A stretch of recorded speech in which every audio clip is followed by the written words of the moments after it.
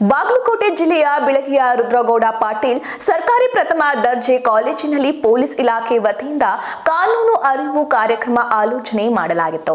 Police ಇಲಾಖೆ ವತಿಯಿಂದ ಈ ಕಾರ್ಯಕ್ರಮ ನಡೆದಿದ್ದು, ವಿದ್ಯಾರ್ಥಿಗಳು ಕಾನೂನಿನ ಬಗ್ಗೆ ಎಷ್ಟು ತಿಳುವಳಿಕೆ ಹೊಂದಿದ್ದಾರೆ, ಕಾನೂನು ಪಾಲನೆಯ ಮಹತ್ವ, ರಸ್ತೆ ಸುರಕ್ಷತೆ, ಸಂಚಾರ ನಿಯಮ ಪಾಲನೆ, ಪೋಕ್ಸ್ ಕಾಯ್ದೆ, ಮಾದಕ ದ್ರವ್ಯದ ದುಷ್ಪರಿಣಾಮಗಳ ಭಾಷಣ ಸ್ಪರ್ಧೆ ಹೀಗೆ 10 ವಿಷಯಗಳ ಕುರಿತು ಮಕ್ಕಳಲ್ಲಿ ಭಾಷಣ ಸ್ಪರ್ಧೆ ಆಯೋಜನೆ ಮಾಡಲಾಗಿತ್ತು.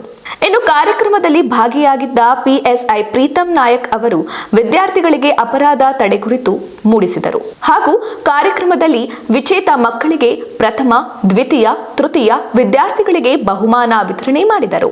ಈ ಸಂದರ್ಭದಲ್ಲಿ ರುದ್ರಗೌಡ ಪಾಟೀಲ್ ಸರ್ಕಾರಿ ಪ್ರಥಮ ದರ್ಜೆ ಕಾಲೇಜಿನ ಪ್ರಾಂಶುಪಾಲ್ Sridevi Patil, ASI Banganapalli, SK ಫ್ರಿಜದೆ, NR Patil ಹಾಗೂ ಪೊಲೀಸ್ ಸಿಬ್ಬಂದಿ ವರ್ಗದವರು ಉಪಸ್ಥಿತರಿದ್ದರು. ಒಟ್ಟಾರೆ ಪ್ರತಿಯೊಬ್ಬರು ತಮ್ಮ ಹಕ್ಕುಗಳು ಮತ್ತು ಕಾನೂನು ಅರಿವು ಹೊಂದುವ ಸಲುವಾಗಿ ನಡೆದ ಈ ಬಹಳ ಕಾರ್ಯಕ್ರಮ ಅರ್ಥಪೂರ್ಣವಾಗಿತ್ತು.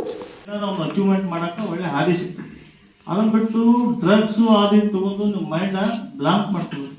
ಡ್ರಗ್ಸ್ ತಗೊಂಡಾಗ ಏನು ಗೊತ್ತಾಗೋದಿಲ್ಲ, ಮುಂದೆ ನಾ ಏನು ಮಾಡತ್ತೇನೆ ಅನ್ನೋದು ಗೊತ್ತಾಗೋದಿಲ್ಲ. ಮೊನ್ನೆ 5 ಮರ್ಡರ್ ಆಯ್ತು ಗೊತ್ತಾ ಉಡುಪಿಯಲ್ಲಿ, ನ್ಯೂಸ್ ನೋಡಿದ್ರಿ? ಯಾಕೆ ಮಾಡಿದ್ರು? Drugs adapt.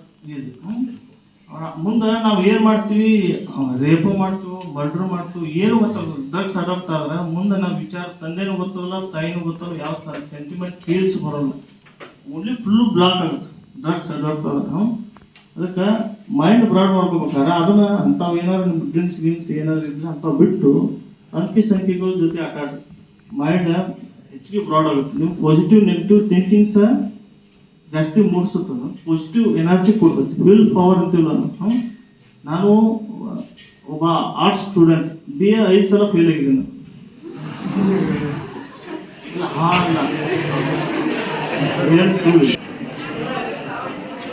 ಕೇಳಿ 2 ಸಲ ಫಿಲಿಮ್ಸ್ ಪಡೆಯಾಗಿ ಮೇನ್ಸ್ ಬರ್ತದೆ, ಬಟ್ ಆಗಲಿಲ್ಲ. ಅನಿವಾರ್ಯತೆಯಿಂದ ನಾನು PSI ಬಂದೆ.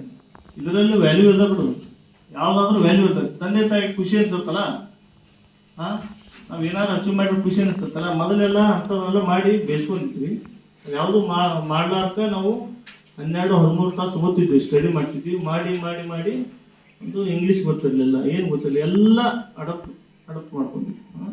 ಎಲ್ಲ ಜಾಸ್ತಿ ಅಂಕೆ ಹೇಳಿದಲ್ಲ, ನಿಮ್ಗೆ ಮೈಂಡ್ ಬ್ರಾಡ್ ಮಾಡ್ಕೋ ಉದ್ದೇಶ ಏನಂತಾರೆ, ವೇದಗಣಿತ ಒಂದು ಬುಕ್ಸ್ ಅದ.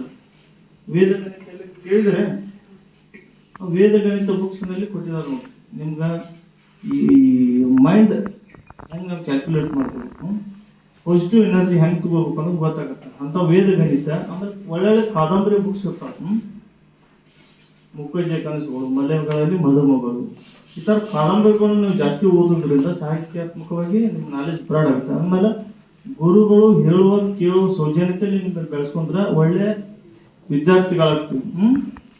ಅದು ಯಾವುದು ನಿಮ್ಮಲ್ಲಿ ಬೆಳೆಸ್ಕೊಂಡ್ರೆ ಬ್ಯಾಡ್ ಆಗ್ತದೆ, ಸಮಾಜಕ್ಕೆ ದುಷ್ಟ ಪರಿಣಾಮ ಬೀರ್ತಿದ್ವಿ. ನಿಮ್ಮನ್ನ ಮನ್ಯಾಗ ಬೈತಾರೆ, ಎಲ್ಲ ಬೈತಾರೆ.